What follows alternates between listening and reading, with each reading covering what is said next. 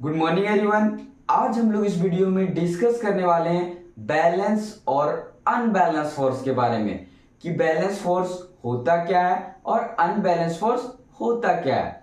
तो चलिए उस चीज को समझते हैं। फर्स्ट ऑफ ऑल हम लोग डिस्कस करेंगे बैलेंस फोर्स के बारे में कि बैलेंस फोर्स होता क्या है। देखिए, कोई भी ऑब्जेक्ट है उसमें हम लोग equal magnitude, it means magnitude का मतलब क्या होता है, अमाउंट, इक्वल अमाउंट में फोर्स अप्लाई कर रहे हैं लेकिन अपोजिट डायरेक्शन में, तो उस फोर्स को हम लोग कहते हैं बैलेंस फोर्स। क्या कहते हैं? Balance force. बैलेंस फोर्स मैंने क्या बोला कि कोई भी ऑब्जेक्ट है, जस्ट एग्जांपल देखिए आप यहां पर कि ये एक ऑब्जेक्ट है, ठीक है। मैंने क्या बोला कि हम लोग उस ऑब्जेक्ट में क्या कर रहे हैं, इक्वल फोर्स लगा रहे हैं। क्या कर रहे हैं? इक्वल फोर्स लगा रहे हैं लेकिन अपोजिट डायरेक्शन में।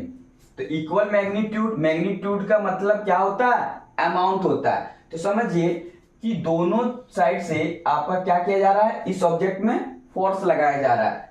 लेट कीजिए, ये F1 फोर्स हो गया और ये F2 फोर्स हो गया, ठीक है। अब यहां देखिएगा ये एक दूसरे के अपोजिट है। अब इक्वल मैग्नीट्यूड, मैग्नीट्यूड का मतलब मैंने क्या बोला, अमाउंट। तो समझ लेट कीजिए कि इधर से 50 न्यूटन का फोर्स लगाया जा रहा है, इधर से भी 50 न्यूटन, क्योंकि इक्वल अमाउंट मैंने बोला था, ठीक है। अब यहां देखिएगा कि इधर से भी 50 न्यूटन का फोर्स लगाया जा रहा है, इधर से भी 50 न्यूटन का फोर्स लगाया जा रहा है। यहां पर दोनों तरफ इक्वल मैग्नीट्यूड में फोर्स लगाया जा रहा है और क्या है, अपोजिट डायरेक्शन है।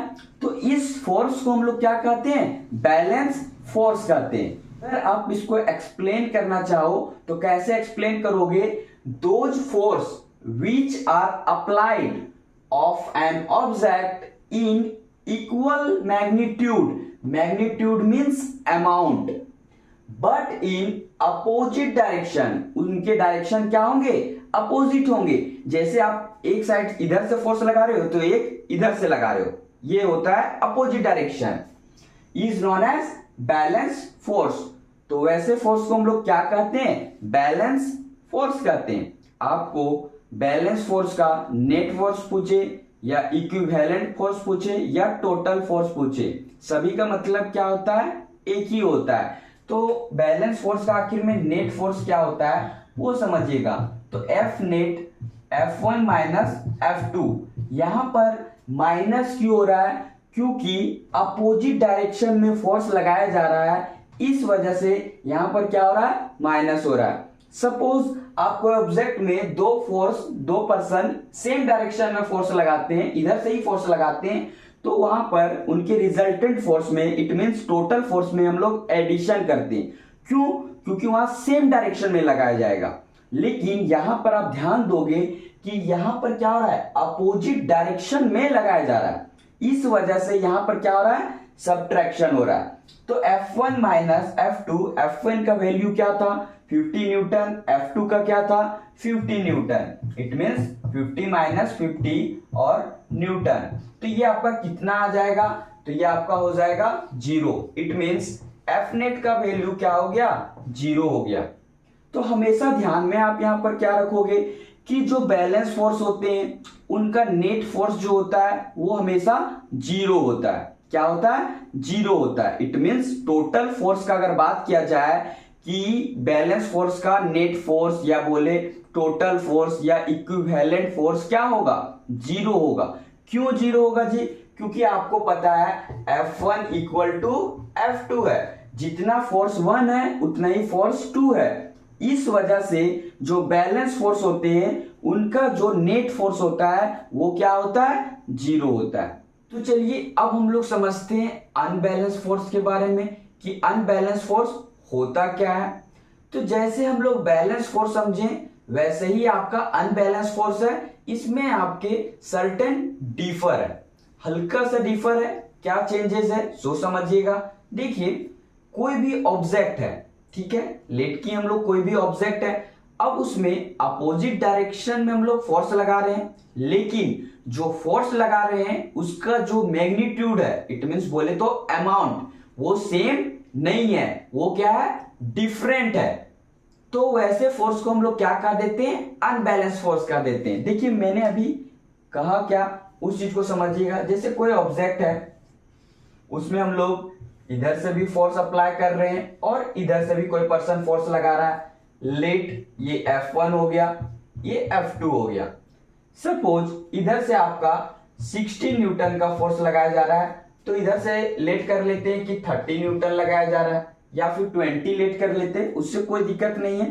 तो यहां पर आप ये देखोगे कि इस ऑब्जेक्ट में जो फोर्स अप्लाई किया जा रहा है अपोजिट डायरेक्शन में तो किया जा रहा है, लेकिन मैग्नीट्यूड क्या है, चेंज है। मैग्नीट्यूड इक्वल नहीं है, वो अनइक्वल है। इधर 60 न्यूटन है तो इधर 30 न्यूटन है, अनइक्वल मैग्नीट्यूड है ना, और अपोजिट डायरेक्शन में लगाया जा रहा है। तो ऐसे फोर्स को हम लोग क्या कहते हैं, अनबैलेंस फोर्स कहते हैं।